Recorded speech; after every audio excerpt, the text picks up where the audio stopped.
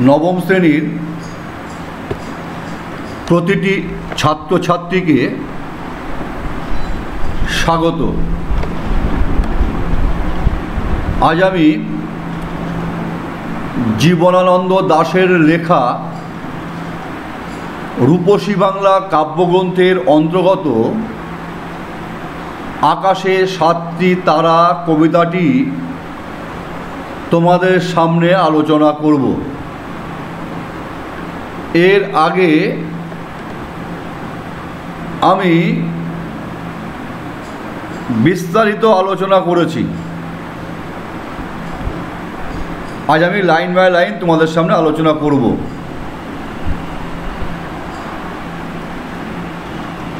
জীবনানন্দ দাশ প্রকৃতি প্রেমিক। তার লেখার অন্যতম বৈশিষ্ট্য চিত্ররূপময়তা। আমি বিগত দিনে এগুলো বলেছি, আমি এর মধ্যে আর যাচ্ছি না। আমি কবিতাটি শুরু করব। যে কথাটা বলতে চাই, একজন শিল্পী যেমন রং তুলি দিয়ে সুন্দরভাবে একটি দৃশ্যকে ফুটিয়ে তোলেন, জীবনানন্দ দাশও তেমনি কলমের খোঁচায় শব্দের ছবি তৈরি করতেন। আমাদের আলোচ্য আকাশে সাতটি তারা কবিতাটির মধ্য দিয়ে কবি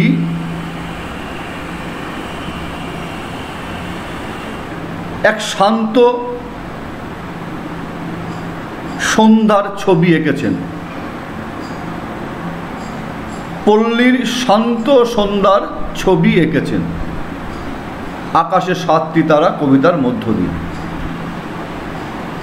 আমি এবার কবিতাটিতে আসছি। আমি দেখো, তোমরা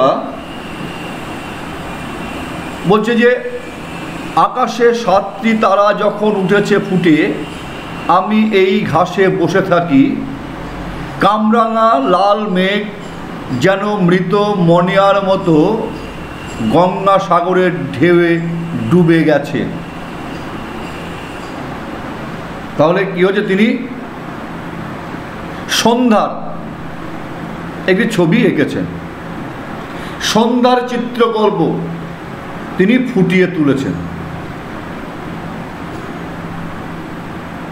যখন সূর্য যখন ডুবছে, যখন দিন শেষ, দিন ও রাতের সন্ধিক্ষণে সন্ধ্যা, সেই সন্ধ্যার সময় ঘাসের ওপর বসে দিন ও রাতের সন্ধিক্ষণে যে সন্ধ্যাকে তিনি অন্তর দিয়ে উপলব্ধি করছেন। ঘাসের ওপর বসে দিনের শেষ, রাতের শুরু, যে সন্ধিক্ষণ, দিন শেষ রাত শুরু হবে, যে সন্ধিক্ষণ, যে সন্ধ্যা, সেই সন্ধ্যার দৃশ্যকে তিনি অন্তর দিয়ে অনুভব করেছেন। সূর্য ডুবে যাচ্ছে, সূর্য ডুবে যাওয়ার সময়, সূর্য অস্ত যাওয়ার সময় সূর্যের শেষ আভাটুকু আকাশের বুকে ছড়িয়ে পড়েছে। আকাশের মেঘের রং লাল হয়ে গেছে। লেখক বলছেন যে কামরাঙা ফলের মতো লাল টুকটুকে মেঘ, পাকা কামরাঙা ফলের মতো লাল টুকটুকে মেঘ। কখন এটা? যখন সূর্য অস্ত যাচ্ছে।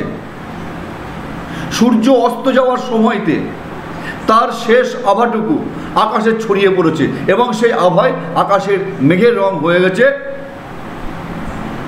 পাকা কামরাঙা ফলের মতো টুকটুকে লাল।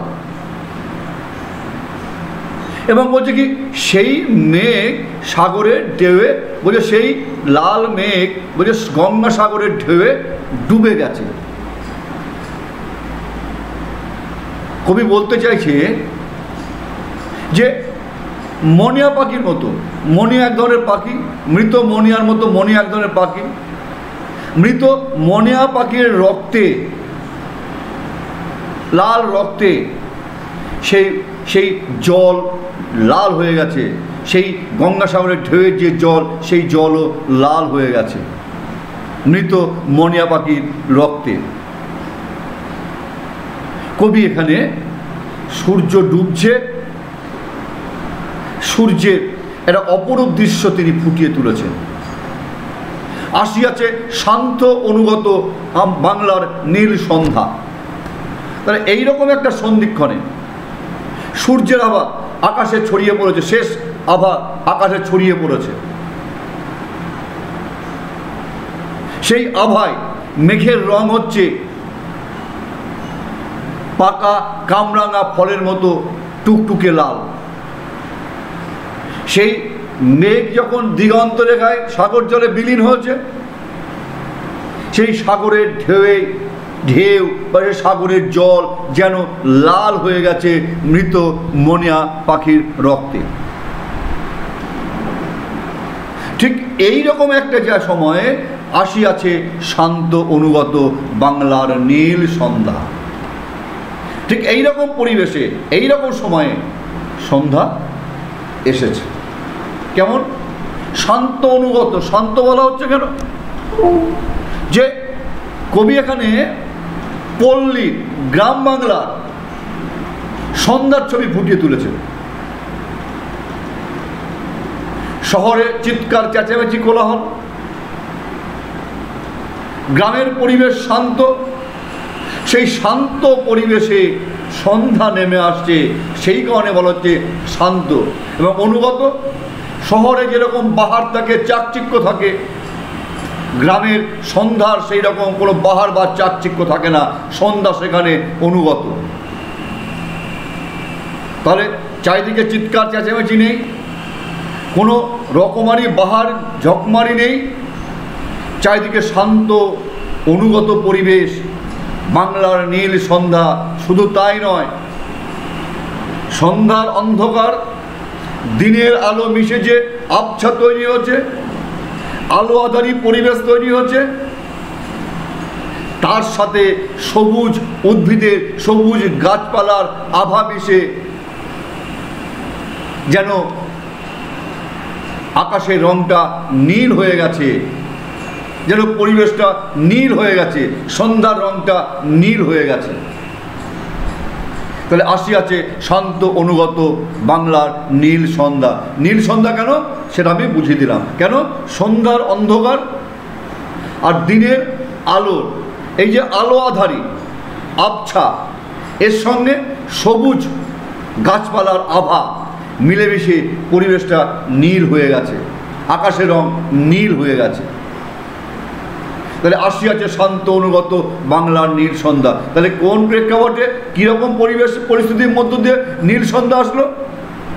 যখন সূর্য যখন অস্তমিত, সূর্যের আভা, শেষ আভা আকাশে ছড়িয়ে পড়েছে, সেই আভায় আকাশের মেঘের রং হয়ে গেছে পাকা কামরাঙা ফলের মতো টুকটুকে লাল। সেই আভা, সেই মেঘের আভা গঙ্গা সাগরে বা সাগর জলে বিলীন হয়েছে। সাগরের জলে সেই লাল আভা, সেই কামরাঙা ফলের মতো টুকটুকে মেঘের ছায়া পড়াতে মনে হচ্ছে নদীর সেই সাগরের জল লাল হয়ে গেছে, ঢেউয়ের জল কীরকম? বলছে মৃত মনিয়া পাখির মতো, মৃত মনিয়া পাখির রক্তে সেই ঢেউয়ের রং লাল হয়ে গেছে। ঠিক এই রকম একটি পরিস্থিতিতে, ঠিক এই রকম একটি পরিবেশে বাংলার শান্ত অনুগত সন্ধ্যা নেমে এসেছে। কবি বলেছেন শান্ত অনুগত বাংলার নীল সন্ধ্যা। আমি শান্ত কেন, অনুগত কেন, নীল সন্ধ্যা, এটা ব্যাখ্যা আমি দিয়েছি। এইরকম পরিবেশ পরিস্থিতির মধ্যে দিয়ে বাংলার সন্ধ্যা নেমে এসেছে এবং কেশবতী কন্যা যেন এসেছে আকাশে। আকাশে 7টি তারা ফুটে উঠেছে, অর্থাৎ এই 7টি তারা হচ্ছে সপ্তর্ষি মণ্ডল।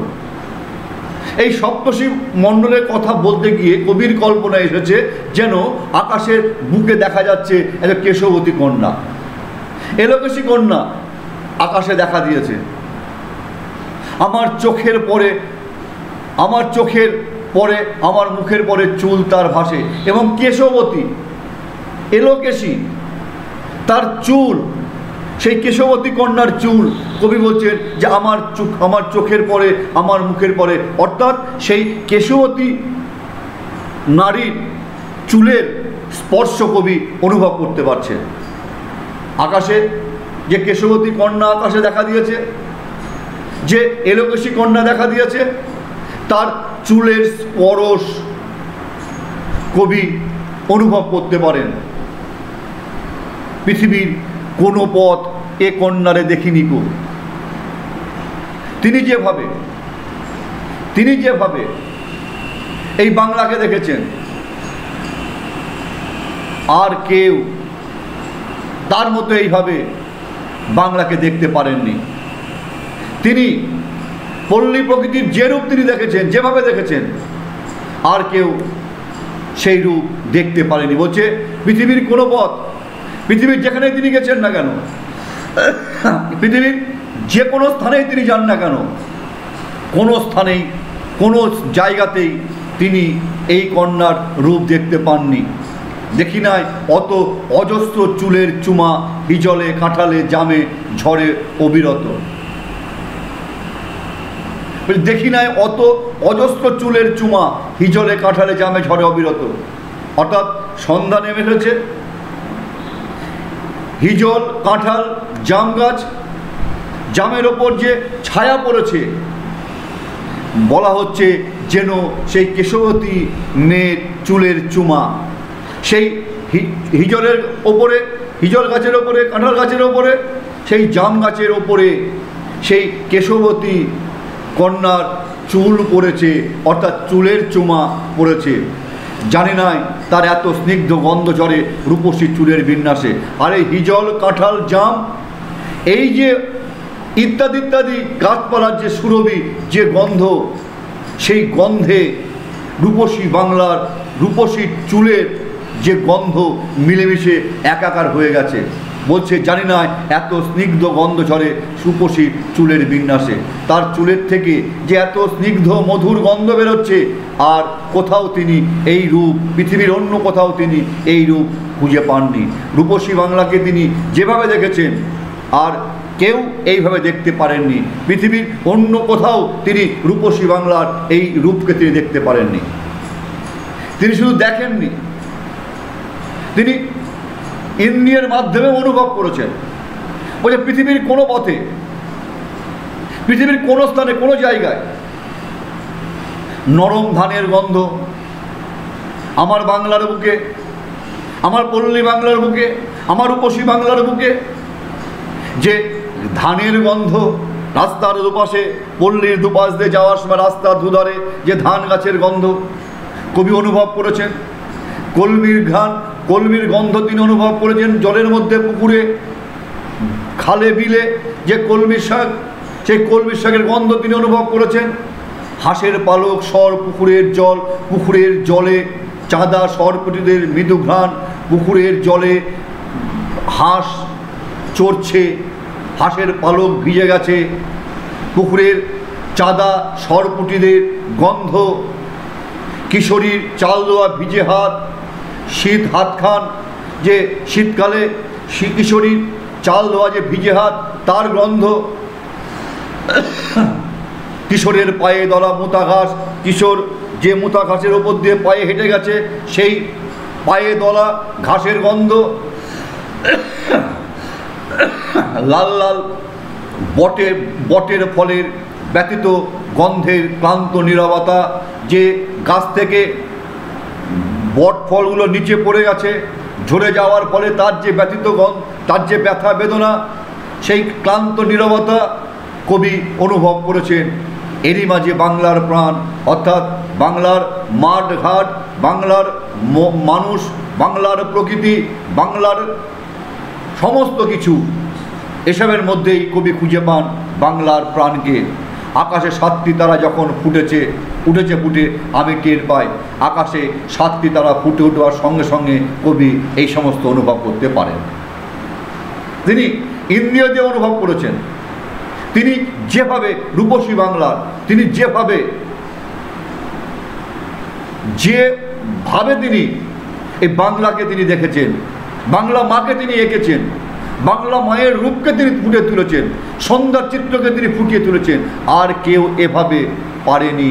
তিনি পৃথিবীর অন্য কোথাও তিনি এই রূপ খুঁজে পাননি। তিনি তার ইচ্ছা প্রকাশ করেছেন যে আমি যেন মরি এই বাংলাতে। কবি বাংলার সন্ধ্যার যে রূপ আমাদের সামনে তুলে ধরেছেন, আমরা বলতে পারি কলমের খোঁচায় তিনি শব্দের বিন্যাস, শব্দের ছবি আমাদের সামনে ফুটিয়ে তুলেছেন। গল্পটা, কবিতাটা এখানে শেষ। যদি তোমাদের বুঝতে কোনো অসুবিধা হয়, আমি এখানে তোমাদের 2টো ক্লাস নিলাম। যদি কোনো অসুবিধা হয় ভিডিওটার সাথে এইটা পড়বে। যদি অসুবিধা হয় তোমরা ক্লাসে আমাকে জিজ্ঞাসা করবে, আমি তোমাদের উত্তর দেব। তোমরা ভালো থেকো। করোনা দিন দিন বৃদ্ধি পাচ্ছে, সংক্রমণ বৃদ্ধি পাচ্ছে। তোমরা ঘরে থেকে পড়াশোনা করো, ভালো থেকো, সুস্থ থেকো। দেখা হবে পরের ক্লাসে। ধন্যবাদ।